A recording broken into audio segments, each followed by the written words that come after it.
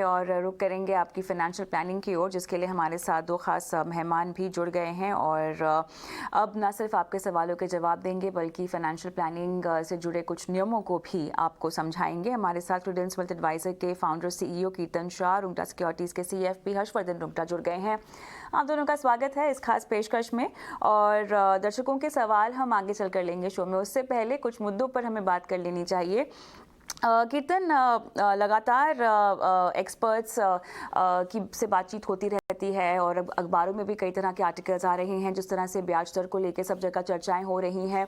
अब ऐसे में देखिए, कमाने का मौका तो कोई भी छोड़ना नहीं चाहता, ठीक है। जहां तक फंड्स के जरिए कमाने की बात है, बहुत सारे एक्सपर्ट्स, बहुत सारे लोग ऐसे कह रहे हैं कि अगर आप रिस्क ले सकते हैं छोटी अवधि में, अगर आप बढ़ती ब्याज दरों का फ़ायदा उठाना चाहते हैं तो आप आर्बिट्राज फंड में अपने पैसे पार्क कर सकते हैं। हालांकि इसको पैसे पार्क करने के लिए अल्ट्रा शॉर्ट टर्म फंड्स और लिक्विडिटी जो लिक्विड फंड्स हैं उनसे आपको कंपेयर नहीं करना चाहिए, लेकिन शॉर्ट टर्म में कमाने का ये तरीका आर्बिट्राज फंड के जरिए आपको कैसा लगता है? देखिए, आई थिंक सबसे पहले तो मुझे ऐसा लग रहा है कि आपको एडिशनल पैसा कितने समय के लिए रखना है वर्सेस आपके लॉन्ग टर्म इन्वेस्टमेंट, दोनों पोर्टफोलियोज को बहुत अलग रखने चाहिए। तो क्योंकि देखिए, बहुत सारे चैटर्स ये है कि मार्केट शायद और नीचे जा सकता है, तो अभी इक्विटी में आपका जो निवेश है उसे बेच दीजिए और उसे टेम्पररीली या तो लिक्विड फंड्स में या आर्बिट्राज फंड में पार्क कर दीजिए। तो सबसे पहले मैं आपके क्वेश्चन पे आऊँ उसके पहले ये डेफिनेटली सलाह देना चाहूँगा इन्वेस्टर्स को। देखिए, मार्केट को टाइम करना बहुत ही मुश्किल या मैं कहूँगा इम्पॉसिबल है। मैं आज भी बहुत सारे इन्वेस्टर्स को जानता हूँ जो शायद 9,000 10,000 निफ्टी लेवल से कैश पे खड़े, क्योंकि उनको तब लगा था कि मार्केट्स नीचे चले जाएँगे, ऊपर कैसे जा सकते हैं, और आज तक इन्वेस्ट नहीं कर पाए, या अगर कर भी पाए तो काफ़ी ऊपर वाले मार्केट लेवल्स पे ऊपर आए। तो देखिए, अगर आप लंबे समय के लिए निवेश कर रहे हैं तो आप अपने इन्वेस्टमेंट्स को ज़्यादा छेड़िए मत, उसकी एसेट एलोकेशन जो है वो मेंटेन करके रखें। अगर आपको नया पैसा लगाना है और टेम्परेरीली शॉर्ट टर्म के लिए पार्क करना है, तो देखिए, इंटरेस्ट रेट के बढ़ने का फ़ायदा दोनों को होता है, लिक्विड फंड्स में भी होता है और आर्बिट्राज फंड्स में भी होता है। लिक्विड फंड्स में ऐसे होता है कि लिक्विड फंड्स बहुत छोटी-छोटी टेन्योर के लिए सीपी/सीडीज़ में इन्वेस्ट करते हैं, तो जब वो 1 महीने, 2 महीने, 3 महीने बाद जब वो फंड्स मैच्योर हो जाते हैं, राइट, और उसे रीइन्वेस्ट किया जाता है, तो उसपे ज़्यादा इंटरेस्ट रेट मिलता है बढ़ते इंटरेस्ट रेट सिचुएशन में। तो एक जितना छोटा आप अपना ड्यूरेशन रखेंगे liquid funds, ultra short term funds, उतना डेट में अच्छा होगा। उसी तरीके से आर्बिट्राज फंड्स में भी इंटरेस्ट रेट्स बढ़ने पे थोड़ा-सा एक फ़ायदा ये होता है कि देखिए, कैश और फ्यूचर्स में फ्यूचर का जो प्राइस होता है, वो इंटरेस्ट रेट पर भी डिपेंड करता है। तो इंटरेस्ट रेट जितना बढ़ता है उतना फ्यूचर का प्राइस कैश से बढ़ता है। तो उस मामले में आर्बिट्राज फंड्स को बढ़ते इंटरेस्ट रेट वाले सिचुएशन में फ़ायदा हो सकता है। और आर्बिट्राज फंड का एक दूसरा फ़ायदा ये है कि उसपे इक्विटी टैक्सेशन लगता है। तो अगर आप इक्विटी टैक्सेशन में है, छोटे समय के लिए पैसा पार्क करना है, तो आप डेफिनिटली आर्बिट्राज फंड्स को कंसिडर कर सकते हैं। हर्ष, आर्बिट्राज फंड को अगर आप आसान भाषा में हमें समझा सके, इसका कामकाज कैसे होता है?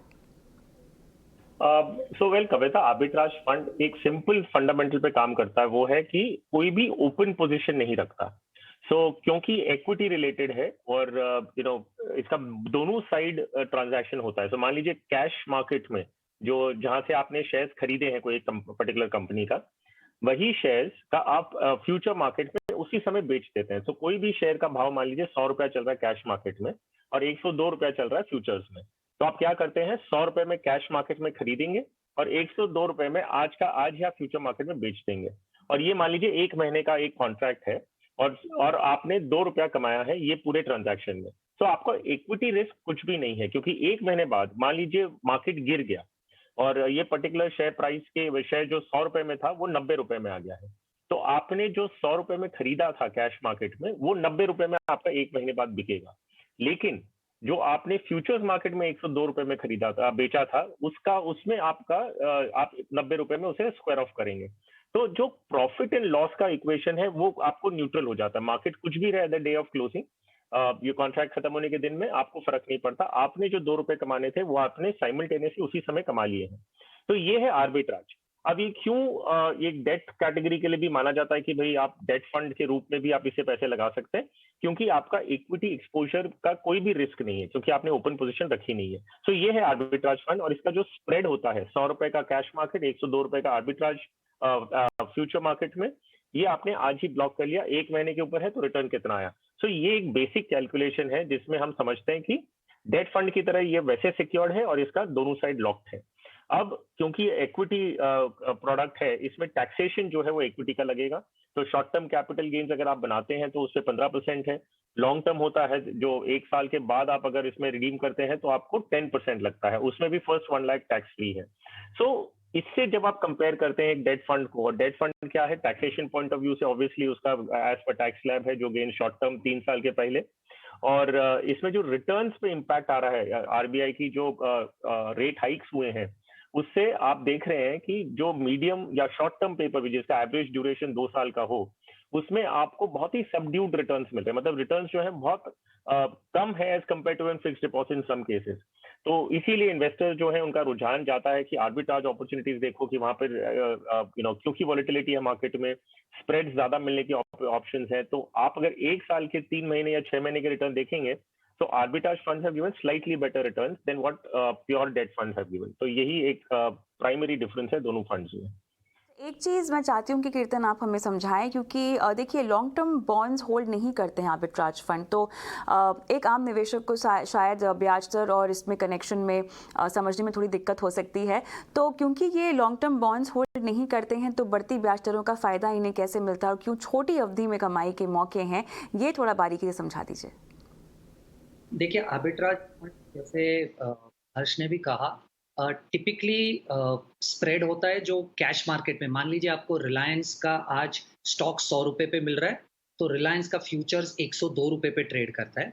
अब आप 100 रुपए पे कैश मार्केट में खरीदने वाले और 102 रुपए पे फ्यूचर्स में बेचने वाले, तो आपने बाई और सेल दोनों पोजीशन ले लिया, तो आप पोजीशन न्यूट्रल है पर आपको 2 रुपए मिल गए यहाँ पर। अब एडवांटेज ये होता है कि ये 2 रुपए कभी कभी 3 रुपए भी हो सकते हैं या कभी कभी 1 रुपया भी हो सकता है। अभी कौन से बेसिस पे ये 2 रुपया 3 रुपया हो सकता है, तो अगर आप थोड़ी सी बारीकी में जाके स्टडी करने की कोशिश करेंगे तो पता चलेगा कि क्योंकि फ्यूचर्स में आपको पूरा पैसा नहीं लगाना पड़ता, आप 20% पैसा देकर भी 100 रुपए का माल खरीद सकते हैं, इसलिए बाकी के 80 रुपए पे जो आप नहीं देते उस पे इंटरेस्ट कंपोनेंट जो होता है वो ये 2 रुपया है। तो मान लीजिए जितना इंटरेस्ट बढ़ेगा मार्केट में, तो वो जो 80 रुपया जिस पे आप इंटरेस्ट नहीं दे रहे वो और बढ़ जाएगा। तो इंटरेस्ट रेट बढ़ने पे ये शायद 2 रुपया 2.2 हो जाए, 2 रुपया 2.5 रुपया हो जाए। तो इसलिए जब इंटरेस्ट रेट बढ़ता है कैश में और फ्यूचर में, ये जो स्प्रेड होता है 100 और 102, वो शायद 100 और 103 हो जाए। इसीलिए इंटरेस्ट रेट बढ़ने वाली सिचुएशन में आपको आर्बिट्राज में थोड़ा सा स्प्रेड ज्यादा मिलने की संभावना है। हर्ष, किस तरह के निवेशकों को ये दांव खेलना चाहिए आर्बिट्राज फंड में? कविता देखिए, बहुत क्लियरली आपको समझना होगा कि आर्बिट्राज फंड्स में आपको एग्जिट लोड्स भी लगता है। तो इसमें कई फंड्स हैं जो 30 डेज का एग्जिट लोड होता है कि अगर आप रिडीम 30 दिन के पहले करते हैं तो आपको एग्जिट लोड लगेगा। कई फंड्स हैं जो 7 डेज का पीरियड होता है। सो आपको ये देख के चलना है कि आपको एग्जिट लोड पीरियड के लिए मिनिमम आपका इन्वेस्टमेंट होराइजन है कि नहीं। तो अगर आप 30 दिन के लिए कर रहे हैं, एग्जिट लोड मान लीजिए 30 दिन का है, तो और एग्जिट लोड है 0.25%, आपने मान लीजिए 10 लाख रुपए इन्वेस्ट किए हैं, तो आपको जो एग्जिट लोड लगेगा वो पूरे 10 लाख पे लगेगा। तो आपको 2,500 रुपया एग्जिट लोड के रूप में लगेगा अगर आप 30 दिन के पहले रिडीम करते हैं। और मान लीजिए इसका रिटर्न जो है वो आपका 3-3,500 रुपए का है और उसमें से आपने 2,500 रुपए एग्जिट लोड दे दिया, तो आपने रियल सेंस में कुछ भी नहीं कमाया। सो ये चीज का एक ध्यान रखना होगा आपको। दूसरा कि आप मिनिमम टेन्योर जो इसका रखते हैं वो एक साइकिल पूरा कंप्लीट होने तक का वेट करें। So minimum 1 month and above का आप रखते हैं तो actually you will get some kind of benefit. इसमें डेट में हमेशा से कहता हूं कि it is more to do with capital protection and liquidity, कि आप डेट में इन्वेस्ट क्यों करता है कोई इंसान, ये कि वो ऑब्वियसली प्रिजर्व करना चाहता है अपने कैपिटल को और उसमें लिक्विडिटी सफिशिएंट होनी चाहिए कि जरूरत आने पे निकाल ले। तो आप उसमें रिटर्न मैक्सिमाइजेशन का एटीट्यूड ना रखें कि भाई आपको अगर डेट फंड से सफिशिएंट है, काम हो रहा है, टैक्सेशन पॉइंट ऑफ व्यू से आप कंफर्टेबल है तो डेट पे स्टिक करिए। लेकिन अगर थोड़ा ज्यादा आप ये बाकी क्राइटेरिया फुलफिल करते हैं विच इज कि मिनिमम 30 डेज के लिए रहें आप और टैक्सेशन पॉइंट ऑफ व्यू से आपके लिए सूटेबल है कि आप अदरवाइज 30% टैक्स ब्रैकेट में है, और आर्बिट्राज फंड में क्योंकि 15% शॉर्ट टर्म कैपिटल गेन्स है, तो शायद आपको उधर थोड़ा फायदा हो रहा है। तो रिटर्न्स एंड में क्या होता है कि नेट रिटर्न मुझे कितना मिला, तो उसमें आपको थोड़ा फायदा होता है। तो अगर वो सारी क्राइटेरिया फुलफिल कर रहे हैं तब आप आर्बिट्राज फंड की तरफ देखें।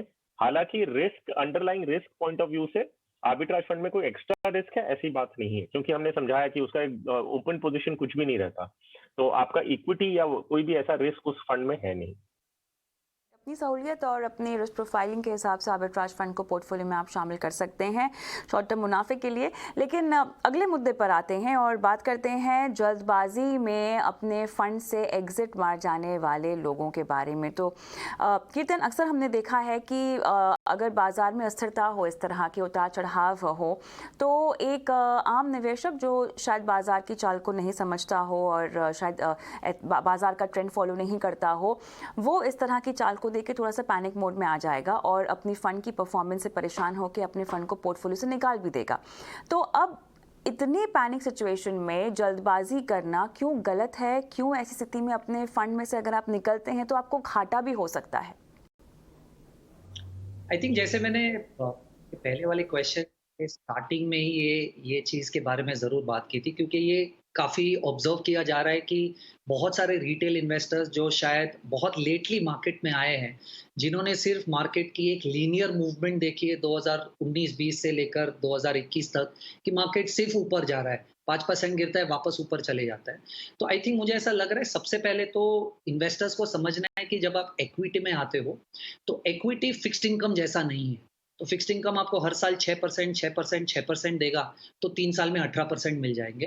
पर आपको इक्विटी में क्वाइट पॉसिबल है कि पहले साल 20% मिले, दूसरे साल -5 मिले और तीसरे साल 10% मिले, जबकि आपका एवरेज ऑलमोस्ट उतना ही हो जाएगा। तो सबसे पहले तो ये समझना है कि वॉलेटिलिटी इक्विटी मार्केट में इनहेरिटेंट है, यानी आप अगर इक्विटी में इन्वेस्ट करोगे तो आप वॉलेटिलिटी को इग्नोर नहीं कर सकते। इसीलिए आप जितने ज़्यादा समय के लिए पैसा निवेश करेंगे, वो वॉलेटिलिटी थोड़ा-सा एवरेज आउट होके रिस्क कम हो जाएगा पोर्टफोलियो में। तो मुझे ऐसा लग रहा है कि 2 चीज़ों का, जैसे मैंने पहले भी कहा कि मार्केट को टाइम करना मुश्किल है, प्रोबेबली नामुमकिन है काफ़ी लोगों के लिए। तो आप अगर आज ये सोचकर कि मार्केट नीचे जाने वाला है, आप बेच दोगे, तो मुझे नहीं लगता कि आप सही तरीके से उसे टाइम भी कर पाओगे कि पैसा कब वापस अंदर डालना है, राइट? ये एक दूसरा प्रॉब्लम है। आप शायद टाइम कर पाए कि आज मार्केट गिर रहा है, तो मैं आज निकाल लेता हूँ। मार्केट शायद आपके बेचने के बाद 5% और नीचे भी चला जाए। पर जब तक आप वापस निवेश करने की कोशिश करेंगे, तब तक शायद मार्केट और ऊपर चला गया होगा जिस पॉइंट पे आपने बेचा था। तो टाइम करने की कोशिश मत कीजिए। अगर आप लंबे समय तक है, तो मार्केट जितना नीचे गिर रहा है और आपके पास और सहूलियत है, तो और थोड़ा-सा पैसा निवेश कीजिए, जिससे आपका बाइंग प्राइस थोड़ा-सा एवरेज आउट हो जाएगा over a period of time. पर एसेट एलोकेशन को फॉलो कीजिए और टाइम मत कीजिए। मुझे ऐसा लग रहा है अगर ये 2 चीज़ आप फॉलो कर पा रहे हैं और लंबे समय के लिए 5 साल जितने समय के लिए आप अगर इक्विटी में निवेश करते हो, तो मुझे नहीं लगता क्यों 10-12% या 10-12% तो नहीं, पर इन्फ्लेशन बीटिंग रिटर्न्स कमा पाना मुश्किल नहीं होना चाहिए बिल्कुल इक्विटी में। बिल्कुल। हर्ष, यहाँ पर एक चीज़ देखिए, स्टॉक मार्केट में अक्सर कहा जाता है कि जब गिरावट आती है और अगर जब सभी कुछ गिर रहा हो तो जो अच्छी कंपनियाँ होती हैं ना, वो कम गिरती हैं और यही मौका होता है कि आप अच्छे वैल्यूएशंस देखकर आप पैसे लगा लें।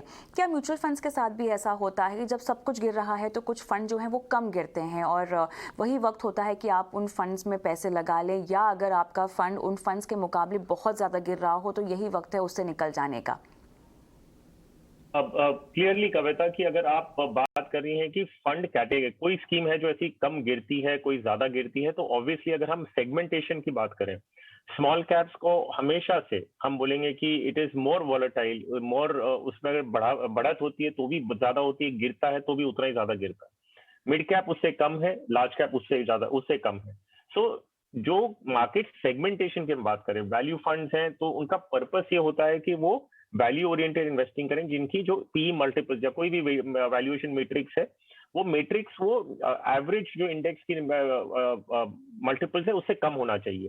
सो स्कीम्स ने हर तरीके की जो म्यूचुअल फंड है उन्होंने हर तरीके की स्कीम्स इंट्रोड्यूस करके रखी है। इन्वेस्टर अपनी सहूलियत के हिसाब से पिकअप कर सकता है कि उन्हें किस तरह की थीम में जाना है और वो किस सेगमेंट में जाके अपने अपने आप को कैसे प्रोटेक्ट करना चाह रहे हैं। अब जो आपका सवाल था वो ये है कि विद इन दो कैटेगरीज, मान लीजिए 5 लार्ज कैप फंड है, क्या एक कम गिर रहा है दूसरा ज्यादा गिर रहा है? तो यस, यही फंड परफॉर्मेंस का काम है। मतलब आप जब फंड का परफॉर्मेंस देखते हैं, आप ये देखते हैं कि बढ़ते हुए मार्केट में क्या उसने एवरेज रिटर्न से बेटर दिया है, बेंचमार्क से बेटर रिटर्न परफॉर्मेंस दिया है, और जब मार्केट गिर रहा था क्या वो मार्केट से कम गिरा है? ऐसा नहीं है कि वो गिरेगा नहीं, उसकी एनएवी भी गिरेगी, लेकिन अगर मार्केट 10% गिरा है तो क्या मेरे फंड मैनेजर ने 7-8% तक ही गिरा है? तो that will be considered good performance. तो यस, आप सही कह रहे हैं कि मार्केट में हर तरीके की परफॉर्मेंस होती है, हर तरह के फंड मैनेजर्स हैं, हर तरह के आपको रिटर्न्स देखे जाएंगे।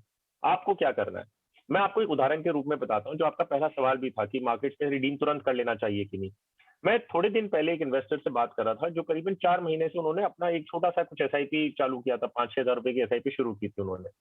उन्होंने अभी एसआईपी बंद कर दी, 4 महीने हुए हैं। तो मैंने उनसे पूछा कि किस कारण से आपने एसआईपी बंद की? बोला मार्केट गिर रहा है, तो मैं सोचा अभी एक बार बंद कर दूं, जब मार्केट वापस ठीक हो जाएगा और चलने लगेगा तब मैं एसआईपी वापस शुरू करूंगा। तो कविता, हम एक दशक हो गए होगी हम इस चीजों पे बात कर रहे हैं, आप और मैं, हम 10 साल से हम करीबन इस चीज के बारे में बात कर रहे हैं। आप 4 महीने पहले एसआईपी शुरू करते हैं और मार्केट गिर रहा है, आप एसआईपी बंद कर रहे हैं और बोलते हैं कि मार्केट जब वापस ठीक हो जाएगा तब मैं शुरू करूंगा। तो आपका एसआईपी का क्या फायदा हुआ? आप एसआईपी इसी के लिए करते हैं कि मार्केट जब गिर रहा है तो आपको और ज्यादा खरीदने मिले, आप एवरेज करते जा रहे हैं और बढ़ते वक्त आपको पूरी एक्यूमुलेशन पे फायदा होगा। सो इन्वेस्टर की सबसे बड़ी प्रॉब्लम क्या हो रही है ना कविता, कि वो हाफ नॉलेज में है। आज सब जानते हैं इन्वेस्ट करना, आप कोई ना कोई ऐप खोल लेते। फिर मैंने उनसे पूछा आपने स्कीम सिलेक्ट कैसे की और शुरू क्यों की? बोला वो ऐप मैंने एक डाउनलोड किया था, उसमें पास्ट रिटर्न्स दिखाए, मैंने शुरू कर दिया। तो इन्वेस्टर गलत सोच के ही मार्केट में आ रहा है, गलत चीजें देख के मार्केट में आ रहा है, फंडामेंटल नॉलेज है ही नहीं, सिर्फ रिटर्न देख के आ रहे हैं, तो ये सारी घबराहट होगी। तो आपके इस शो के माध्यम से मैं यही कहना चाहूंगा कि पहले आप जो भी इन्वेस्ट कर रहे हैं पहले समझिए कर क्या रहे हैं। आप ये मत देखिए कि पास का 1 साल या 2 साल का रिटर्न 20-30% रहा है तो मुझे आगे भी वही मिलेगा। एसआईपी एक जरिया है जिससे आप मार्केट की वैल्यूएशंस को एवरेज करते रहेंगे। हर महीने अगर आप खरीद रहे हैं, मार्केट ऊपर जाएगा तो आप खरीद रहे हैं, नीचे जाएगा तो खरीदेंगे, और लंबी अवधि में जब इसका पूरा साइकिल आप 2 या 3 मार्केट के साइकिल्स पूरा करेंगे तब जाके आपको इसका फायदा होगा। तो आपको 8-10 साल इक्विटी में जब तक नहीं रहोगे उसका रियल एडवांटेज मिलेगा ही नहीं। तो ये डीआईवाई इन्वेस्टर्स जो बोलते हैं ना, डू इट योरसेल्फ वाले हैं, वो आधी नॉलेज से मार्केट में आते हैं और फिर ये सिचुएशन होती है जो जिसकी आप आज बात करें कि घबराहट देख के, मार्केट की वॉलेटिलिटी देख के निकल जाते हैं, क्योंकि उन्होंने वॉलेटिलिटी इनकॉर्पोरेट किया ही नहीं था। उनका पैरामीटर इन्वेस्ट करने का सिर्फ ये था कि पास्ट में रिटर्न्स क्या मिला है।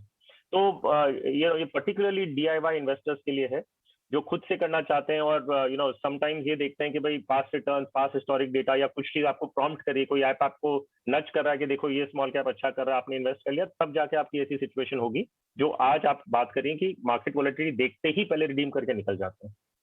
इसीलिए बहुत ज़रूरी है जो निवेशकों ने पिछले 2 साल 1 साल में पैसे लगाए हैं, मौजूदा जो बाज़ार की चाल है, और न सिर्फ भारत बल्कि ग्लोबली मेरे ख्याल से बहुत अच्छा मौका है सीखने का। अगर आप लंबे समय तक टिके रहना चाहते हैं तो इस तरह का बाज़ार आपको निवेश के बारे में काफ़ी कुछ सिखाता भी है। और जैसा कि हमारे दोनों ही एक्सपर्ट्स ने आपको समझाया कि योजनाबद्ध तरीके से आप आगे बढ़े, अगर ऐसा करेंगे तो तमाम ट्रिगर्स जिसकी वजह से बाज़ार में स्थिरता आपको दिखाई दे रही है उससे आप बच पाएंगे।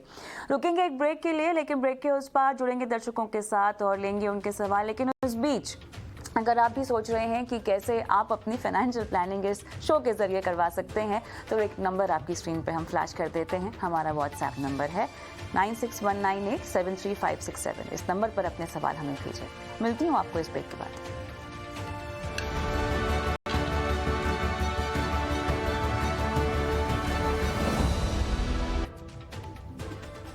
Welcome back. आप देख रहे हैं टी मनी बनो अपना फाइनेंस मिनिस्टर। मैं हूं आपके साथ कविता थपलियाल और अब बारी आती है दर्शकों के सवालों को शो में शामिल करने की। हमारे साथ कीर्तन शाह, हर्षवर्धन रुंगटा हमारे मेहमान जुड़े हुए हैं। पहले दर्शक हमारे साथ जुड़ रहे हैं समीर चक्रवर्ती कोलकाता से। नमस्कार सर, कैसे हैं आप?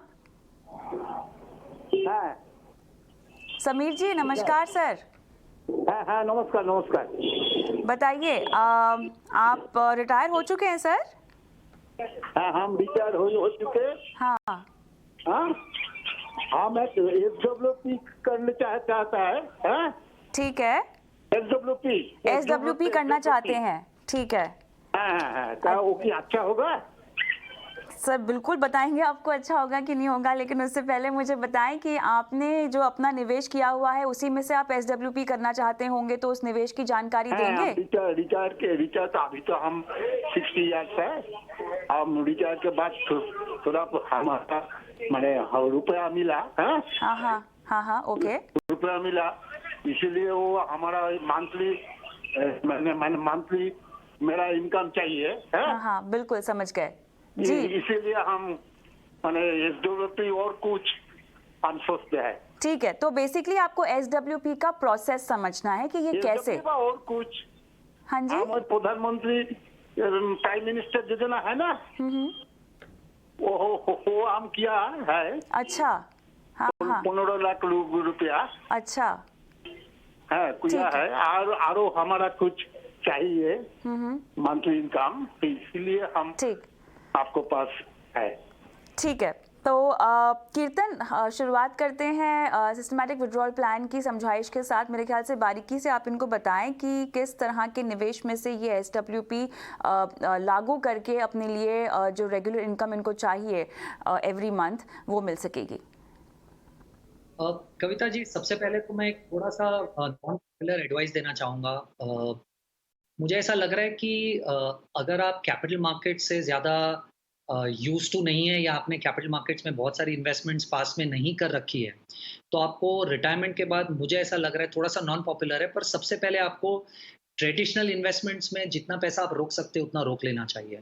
जैसे मुझे ऐसा लग रहा है सीनियर सिटीजन सेविंग स्कीम है, या जैसे समीर जी ऑलरेडी खुद बोल रहे थे प्रधानमंत्री व्याया वंदना योजना, मुझे ऐसा लग रहा है ये दो प्रोडक्ट में डेफिनेटली थोड़ा सा नॉन पॉपुलर है, पर आपको डेफिनेटली पैसा हो सकता है उतना रोक देना चाहिए। उसके बाद आपको थोड़ा सा कैपिटल मार्केट्स की तरफ इन्वेस्टमेंट डायरेक्ट करना चाहिए। अब एसडब्ल्यूपी में काफ़ी सारी मिसकंसेप्शंस, डिस्कशन सोशल मीडिया पे की जाती है, तो मैं 4 चीज़ें समीर जी को बताना चाहूँगा जो एसडब्ल्यूपी करते वक्त उन्हें डेफिनेटली ध्यान में रखनी चाहिए। सबसे पहले तो समीर जी, आप जब भी एसडब्ल्यूपी करें तो एसडब्ल्यूपी को डेट फंड के द्वारा करें, बैलेंस फंड और इक्विटी फंड के द्वारा मत कीजिए, क्योंकि दोनों में इक्विटी का कंपोनेंट है और वो मार्केट के हिसाब से आपके प्रिंसिपल को ऊपर नीचे करता रहेगा। क्वाइट पॉसिबल के मार्केट्स नीचे चले गए और आप विड्रॉ करते जाएंगे तो आप प्रिंसिपल में ईट कर लेंगे थोड़ा सा आपका। तो पहला प्रोडक्ट, फर्स्ट सजेशन है। दूसरा, मुझे ऐसा लग रहा है कि डेट में भी ज़्यादा एक्सपेरिमेंट ना करें। आप मनी मार्केट फंड्स जैसे फंड्स में पैसा रखिए, या maximum short term debt funds में पैसा रखें और उसमें से एसडब्ल्यूपी करने की कोशिश कीजिए। आप दूसरे government securities, credit risk funds, उन सब में ना जाइए, क्योंकि उसमें काफ़ी वॉलेटिलिटी हो सकती है जो आप शायद आज प्रिडिक्ट नहीं कर पाएंगे।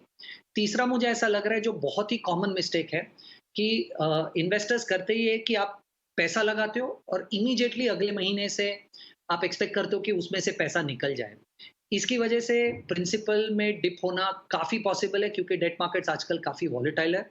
तो मैं ये सजेस्ट करूंगा कि आप सबसे पहले डेट फंड्स में पैसा रखिए, उसे 1 साल तक कुछ भी विड्रॉ मत कीजिए, उस पैसे को थोड़ा सा ग्रो होने दीजिए, वो जितना भी थोड़ा सा ग्रो हो, उस थोड़े से ग्रोथ के बाद आप उसमें से विड्रॉवल स्टार्ट कीजिए। मोर और लेस अगर आपकी विड्रॉवल अमाउंट सफिशिएंट है तो शायद आप कैपिटल में या आपके प्रिंसिपल में कभी डिप नहीं करेंगे। आपका विड्रॉवल आपके इनकम से कम होना चाहिए, ये रूल बेसिक है और इसे आपके ध्यान में रखना चाहिए। मुझे नहीं लगता कि आपको 0.5% से ज़्यादा मंथली विड्रॉ करना चाहिए। तो ये 4 चीज़ को ध्यान में रखकर एसडब्ल्यूपी कीजिएगा। चलिए समीर जी, उम्मीद करते हैं कि आपको सलाह समझ में आ गई हो। अगले दर्शक भगवान दास जी भोपाल से हमारे साथ जुड़ गए हैं। नमस्कार। चलिए, मेरे ख्याल से संपर्क टूट गया है, लेकिन हर्ष, इनका सवाल आपके पास होगा। इनको अपने बच्चों की पढ़ाई लिखाई के लिए 15 साल के बाद लगभग 1 करोड़ रुपए चाहिए और 18,000 रुपए ये जो है 8 फंड में लगा रहे हैं पिछले 1 साल से। बताएं। सो कविता, यस, 18,000 रुपए के लिए पहली बात आपको 8 फंड्स की जरूरत नहीं है, और उसमें भी आप देखेंगे तो बहुत सारी सिमिलर कैटेगरी के फंड्स हैं। सो मेरा सुझाव ये चीज के लिए रहेगा कि थोड़ा पोर्टफोलियो पहली बात कंसोलिडेट करें, क्योंकि कविता, आगे जाते हुए हम देखते हैं कि जितने ज्यादा फोलियोज, जितने ज्यादा अलग फंड हाउसेस आपको अगर कोई भी चेंजेस करनी है तो केवाईसी तो आपके सेंट्रल लेवल पे होता है, लेकिन बैंक डिटेल्स अपडेट करनी है या कोई भी चीज है, कैपिटल गेन स्टेटमेंट्स है, अब आगे जाके एडमिनिस्ट्रेटिवली बहुत सारी चीजें होती हैं जो आपको खुद से मैनेज करनी होती है। तो why have so many schemes? जब आपका काम अगर 5-6 स्कीम से हो जाता है तो आप क्यों इतनी सारी स्कीम्स लेके अपने पोर्टफोलियो में जबरदस्ती अपना काम बढ़ा रहे हैं और कुछ वैल्यू एडिशन नहीं हो रहा। सो पोर्टफोलियो आप कंसोलिडेट करें। इनकी जो 8 स्कीम्स हैं उनमें से 4 मैं पिकअप कर लेता हूँ, तो कंटिन्यूटी रहेगी। इन्हें नया कुछ एक्स्ट्रा काम नहीं करना है, सिर्फ थोड़ा अपने एलोकेशंस को रीशफल करना है। सो इनके पास पराग पार एक फ्लेक्सी कैप है जहां वो 3,000 अभी कर रहे हैं, उसकी जगह ये 6,000 कर दें उसमें। SBI large and mid cap में अब फ्रेश 6,000 करेंगे। पहले का जो इनका इन्वेस्टमेंट है 2,000 पर मंथ है। मेरा है लार्ज कैप में 3,000 और एसबीआई बैलेंस एडवांटेज फंड में 3,000। तो इनका 18,000 रुपए जो है वो इन 4 फंड्स में जमा हो जाएगा और ये पर्पस पूरा हो जाएगा। इन्हें कुछ 8 स्कीम्स की जरूरत नहीं है। बाकी स्कीम्स में जो अभी जो आप बंद करने की मैं बात कर रहा हूँ कि एसआईपी अब फ्रेश ना करें, उसमें से भी चाहें तो अभी सारा रिडीम करके इन 4 स्कीम्स में ही प्रोपोर्शनेटली इन्वेस्ट कर लें, तो इनकी कंसोलिडेशन पूरा हो जाएगा। जहां तक सवाल है कि अगर इनका 1 करोड़ रुपए इकट्ठा होगा अगर 15 साल बाद, जी हाँ, अगर हम 14% का अनुमान लगाते हैं तो इनका 18 साल बाद, इनका 15 साल बाद रादर, ये 18,000 रुपए से इनका 1 करोड़ का जो कॉर्पस है वो इकट्ठा हो जाएगा। सो कंसोलिडेटेड वे में सिस्टमैटिकली डिसिप्लिन्ड मैनर में अगले 15 साल तक इन्वेस्ट करें तो आई एम वेरी कॉन्फिडेंट कि इनका जो टारगेट है वो पूरा हो जाएगा। बढ़ते हैं और अजय जैन हमारे साथ फोन लाइन पर हैं। अजय जी, आपको मेरी आवाज आ रही है? अजय जी, आपको मेरी आवाज आ रही है? हाँ जी आ रही है मैडम। नमस्कार सर, कहाँ से बोल रहे हैं? मैं मैडम दिल्ली से बोल रहा हूँ, दिल्ली में रहता हूँ, रोहिणी में। बहुत बढ़िया, बताएं सर, कैसे सहायता करें? मैडम मेरा सहायता ये है कि मैं पब्लिक सेक्टर में काम करता हूँ, चीफ मैनेजर हूँ इंश्योरेंस कंपनी में। मेरी रिटायरमेंट है जुलाई में। अच्छा। तो मैंने ना एनपीएस खोला हुआ है। मेरी एनपीएस की वैल्यू जो भी बन रही है लगभग 4,80,000 है। अच्छा। और उसमें 5 लाख तक, अगर 5 लाख से कम हो कॉर्पस तो पूरा निकाल सकते हैं। और मेरे को जो अपने ऑफिस से पेंशन भी लगभग 70,000 के अराउंड मिल जाएगी आफ्टर कम्यूटेशन। हाँ। तो मेरा सवाल ये है कि मेरे को एनपीएस कंटिन्यू करना चाहिए या उसमें विड्रॉ करा लेने चाहिए पूरे पैसे? क्योंकि उसमें क्या है, अगर 5 लाख से ऊपर हो जाता है तो कंपल्सरीली हमें 60% शायद उसमें कम्यूट करा के, बाकी की हमें कंपल्सरीली हमें उसको एन्युटी लेनी पड़ती है। बिल्कुल। लेकिन अगर एन्युटी लेंगे तो एन्युटी का रेट बहुत कम है और मेरा पर्पस कुछ बहुत ज्यादा एन्युटी लेने का नहीं है। तो whether I should continue with this NPS, क्योंकि 75 साल तक शायद ले सकते हैं। बिल्कुल। तो बस मैं ये राय लेना चाह रहा था कि मुझे क्या करना चाहिए। हालांकि मैं इन्वेस्ट कर सकता हूँ 50,000 रुपए हर साल। अच्छा, बहुत बढ़िया। सवाल आपका बहुत अच्छा है। बाकी तमाम दर्शक जो एनपीएस को लेकर असमंजस में रहते हैं उनको भी सलाह मिल जाएगी, लेकिन उससे पहले अजय जी मुझे बताइए, जुलाई के बाद क्या प्लान है? जुलाई के बाद तो मैडम अभी तो कुछ सोचा नहीं है। घूमना फिरना क्या होगा रिटायरमेंट के बाद? आप मैं तो यूरोप जा रहा हूँ मैडम, फैमिली के साथ। वैसे 14 अरे अगस्त को। बहुत बढ़िया। तो मुझे बताएं, टिकट विकेट तो बुक हो गई होगी? हाँ मेरी बुक हो गई है, मैंने थॉमस कुक से कराया अपना पूरा अच्छा, फैमिली तो पैकेज। आपने क्या ये निवेश किए थे पैसे इसके लिए भी? प्लानिंग की होगी आपने इसके लिए? मैडम मेरे पास है फंड्स बहुत मिलेगा, एलआईसी से बहुत मिल जाएगा हमें। 37 साल की नौकरी हो जाएगी एलआईसी से। चलिए बहुत बढ़िया। कीर्तन, ये तो देखिए अभी जा रहे हैं यूरोप ट्रिप पर रिटायरमेंट के बाद, लेकिन उससे पहले अब एनपीएस में इनको अपना निवेश देखिए जारी रखना है, बताएं। मुझे ऐसा लग रहा है कविता जी, अजय जी बहुत क्लियर है, उनके पास इस क्वेश्चन का आंसर खुद है। मुझे नहीं लगता है कि उन्हें एनपीएस को कंटिन्यू करके एन्युइटी में कन्वर्ट करना चाहिए। देखिए 2-3 चीज़ें। सबसे पहले तो जैसे उन्होंने खुद ने हाईलाइट किया, एन्युइटी जो रेट्स है, it is not really a very great product, point number 1। दूसरा, मुझे नहीं पता है कि उनकी रिक्वायरमेंट कितनी है पर मंथ पोस्ट रिटायरमेंट, पर जितनी इन्फॉर्मेशन उन्होंने शेयर की, आई थिंक 65-70,000 पेंशन उन्हें ऑलरेडी मिलने वाली है। मुझे नहीं पता कि ये सफिशिएंट है, इनफ है, पर जितनी जानकारी अजय जी ने ऑलरेडी अभी कॉल पे दी है, मुझे ऐसा लग रहा है कि उनको रिटायरमेंट पे काफ़ी सारी जगहों से पैसा आने वाला है, और फिर वो पैसा भी अच्छी तरीके से निवेश किया जाए तो आपको जो अगर गैप ब्रिज करना है आपके एक्चुअल रिक्वायरमेंट के बीच से और जो पेंशन मिल रही है उसमें, आई थिंक आपके पास जो पैसा आएगा उससे अगर सही तरीके से इन्वेस्ट किया जाए तो वो गैप ब्रिज हो जाएगा। तो एनपीएस को मेरे हिसाब से आपको कंटिन्यू नहीं करना चाहिए, क्योंकि आपको अगर कंपल्सरी आगे जाकर एन्युइटी लेनी पड़ेगी तो एन्युइटी ऑप्शंस बहुत इंटरेस्टिंग और अच्छे नहीं है मेरे हिसाब से। एक सवाल यहाँ पे कीर्तन, अगर मान लेते हैं कि ये एनपीएस से पैसे नहीं निकालते हैं लेकिन निवेश भी अपना बंद कर देते हैं, तो क्या सबसे पहले तो ये मुमकिन है? अगर मुमकिन है तो क्या इनके पैसे ग्रो होंगे, घटेंगे 75 साल तक जिस तरह से इन्होंने अपनी स्कीम या चॉइस को अपनाया होगा? वो कंटिन्यू कर सकते हैं। कंटिन्यू करने पर उन्हें एक स्टैंडर्ड इंटरेस्ट रेट मिलता है और पर वो लॉजिकल नहीं है Kavita ji to stay invested, क्योंकि आज अगर वो वहाँ से पैसे निकाल लेते हैं, राइट, तो बहुत सारे दूसरे ऑप्शंस हैं जहाँ पर वो प्रोबेबली इस रेट से बेटर निवेश कर पाएंगे। पर ये प्रोबेबली डिपेंड करता है कि उनकी रिक्वायरमेंट कितनी है। जितना मैं समझ पाया हूँ अजय जी के डिस्कशन के हिसाब से ये काफ़ी छोटा सा पोर्शन है वर्सेस उनको जो और रिटायरमेंट कॉर्पस मिलने वाला है। तो मुझे नहीं लगता है कि वो कंटिन्यू करके कोई भी एडिशनल एडवांटेज ले पाएंगे इस प्रोडक्ट से। अजय जी कोई सवाल पूछना चाहते हैं? मैंने यही इसीलिए मैंने ना इसको 5 लाख तक इसको मैं मैंने इस साल भी जो लास्ट फाइनेंशियल ईयर 21-22 में मैंने 20,000 रुपए डाले, मैं हर साल 50,000 डाल रहा था। हाँ, वो हाँ। इसलिए कि भाई मेरा 5 लाख एक्सीड ना करे, तो बस मेरा पर्पस यही था। मेरे को काफी पैसा मिलेगा, वो तो इन्वेस्टमेंट से भी मेरे को कुछ इनकम हो जाएगी। एन्युटी मैंने कुछ और भी ले रखी है। बहुत बढ़िया, तो बहुत बढ़िया। All the best Ajay ji, all the best. Thank you very much, so nice of you, thanks a lot. आगे बढ़ते हैं, श्याम कुमार जी फोन लाइन पर हैं। श्याम कुमार जी। हेलो। श्याम कुमार जी आवाज आ रही है? हाँ मैडम, मेरी आवाज आ रही है। बताएं आवाज सर। आ रही है। मैं इंदल कुमार श्यामपुर बोल रहा हूँ। जी सर। मेरी एज अभी 35 है। मेरा 4 SIP है, एक आदित्य बिरला और सुंदरम का और एक ICICI का, और एक मैडम इंफॉर्मेशन भेजा हूँ, एक का ध्यान नहीं आ रहा है। सब ये आदित्य बिरला में 1,000 रुपए पर मंथ है, सुंदरम में 2,000 और ICICI में 1,000, और एक का ध्यान में नहीं है, एक में 1,000 रुपए है।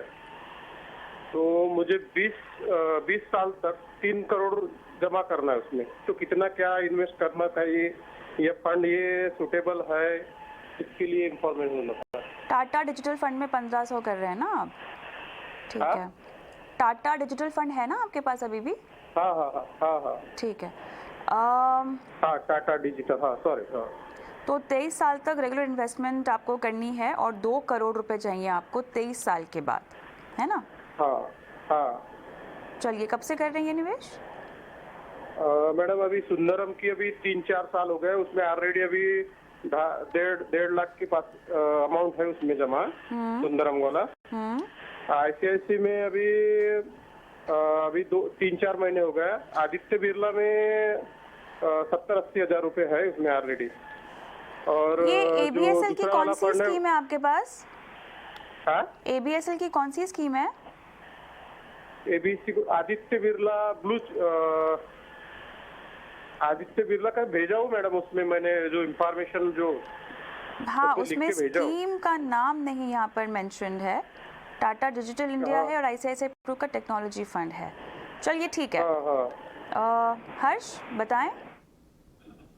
यस, तो जो श्याम जी की जो क्वेरी है वो बहुत सिंपल है कि मैं 6,000 रुपए इन्वेस्ट कर रहा हूँ, क्या 23 साल बाद मुझे 2 करोड़ मिलेगा? सो अनफॉर्चुनेटली श्याम जी नहीं हो सकता। 6,000 रुपए से आप 23 साल में 2 करोड़ तो नहीं होगा, लेकिन अगर हम एक अनुमान भी लगाएं, जैसे हम हमेशा लगाते हैं कि इक्विटी में लॉन्ग टर्म में हम अगर 12% 14% के आसपास अनुमान लगाएं तो करीबन ये 1 करोड़ से 1 करोड़ 20 लाख के आसपास तक का राशि बन सकती है। तो आपको अगर उससे ज्यादा चाहिए तो आपको क्लियर कैलकुलेशन है कि आपको अपना इन्वेस्टमेंट जो है वो डबल करना होगा।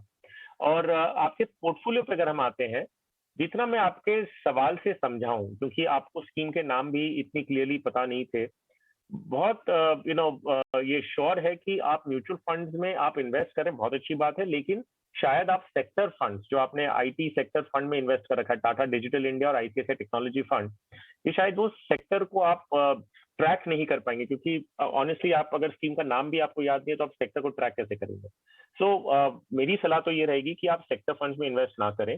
आप डाइवर्सिफाइड इक्विटी फंड्स में अगर अपना पोर्टफोलियो बनाएंगे तो आपके लिए ज्यादा बेटर है। इसीलिए क्योंकि आपको ये समझना होगा कि इक्विटी मार्केट इतना आसान नहीं होता जितना हम समझते हैं कि भाई आईटी सेक्टर ने पास्ट में अच्छा रिटर्न दिया तो आगे भी ऐसा देगा, ऐसा नहीं होता। तो जहां तक पॉसिबल है आप एक डाइवर्सिफाइड पोर्टफोलियो बनाएं, लेकिन आप अगर 2 डिजिटल फंड भी रख रहे हैं, कोई कारण से आपने इन्वेस्ट किया होगा, कोई या तो रिटर्न देखा होगा या किसी ने आपको सजेस्ट किया होगा, अगर आप 2 टेक्नोलॉजी फंड भी रख रहे हैं तो सिर्फ हम अगर इन 2 फंड्स को कंपेयर करें तो इनके जो ओवरलैप है वो करीबन 85% का ओवरलैप है। तो मतलब क्या हो गया इन शॉर्ट कि दोनों फंड्स में जिन कंपनियों में इन्वेस्ट कर रखा है वो लगभग 85% सेम टू सेम है। तो आपको 2 अलग अलग स्कीम लेने का कोई फायदा नहीं है। तो कोई भी एक स्कीम दोनों में से आप रिटेन करें, लेकिन उससे पहले का एक और मैं एक कदम वापस पीछे जा रहा हूँ और आपसे कह रहा हूँ कि एक बार पोर्टफोलियो फिर से किसी से रिव्यू करवाइए, जिसमें सिर्फ इसी में कंटिन्यू करने की बात नहीं कर रहा हूँ, आप इसे एक डाइवर्सिफाइड पोर्टफोलियो बनाए। 6,000 रुपए है, 1 या 2 स्कीम करेंगे उसमें भी काम हो जाएगा। सो आप इंडेक्स फंड्स ले सकते हैं, आप लार्ज कैप ओरिएंटेड या फ्लेक्सी कैप फंड्स लीजिए, सब कुछ आ जाएगा उसके अंदर। तो सलाह मैं आपको ये दे रहा हूँ, जहां तक हो सके आप दोनों डिजिटल फंड से निकल जाएं। अगर रखना चाहें तो कोई भी एक रखें, और उससे भी ज्यादा इंपॉर्टेंट है कि आप पूरा पोर्टफोलियो सिर्फ एक index fund, large cap index fund या फ्लेक्सी कैप फंड में डिवाइड करके कर दें। आपको चाहिए तो नाम भी बता दूं मैं आपको, एबीएसएल में आपका ऑलरेडी पोर्टफोलियो है तो ABSL Nifty 50 equal weight index fund, उसमें आप 3,000 करें और एक फ्लेक्सी कैप आप जोड़ लें, या Sundaram large and mid cap चल रहा है आपको, उसे कंटिन्यू कर लें। तो इन 2 फंड्स में आप अपना पूरा पैसा डिवाइड करें तो ज्यादा बेटर। ऑलराइट, चलिए तो यहाँ पर विस्तार से तमाम जानकारियाँ दी हैं। जो बदलाव करने को कहे गए हैं बदलाव कीजिएगा, अपने निवेश को बढ़ाइएगा और हर 6 महीने में अपने पोर्टफोलियो को रिव्यू करने की भी सलाह आपको दी जा रही है। कीर्तन, हर्ष, बहुत बहुत धन्यवाद। आप दोनों ने समय निकाला, दर्शकों की फाइनेंशियल प्लानिंग की और उनके आर्थिक लक्ष्यों तक उनको पहुँचाने में आपने सहायता की। इसी के साथ ईटी मनी बनो अपना फाइनेंस मिनिस्टर में आज के लिए इतना ही। मुझे भी इजाज़त दें, लेकिन इस वादे के साथ कि आपके सवाल हम तक पहुँचते रहेंगे। आपका सवाल चाहे insurance, investment, credit card, loan, crypto currency जुड़ा हुआ हो, कुछ नहीं करना है आपको। अपना सवाल चाहें तो लिखित रूप में हमें व्हाट्सएप कर सकते हैं 9619873567। ये वो नंबर है जहां पर हमें इंतज़ार रहता है आपके सवालों का। इतना ही नहीं, आप चाहें तो अपने सवालों का वीडियो भी रिकॉर्ड कर सकते हैं और वो वीडियो आप भेज सकते हैं इस नंबर पर। हम वीडियो टीवी पर दिखाएंगे और हमारे एक्सपर्ट आपकी फाइनेंशियल प्लानिंग करेंगे। दीजिए इजाज़त, नमस्कार।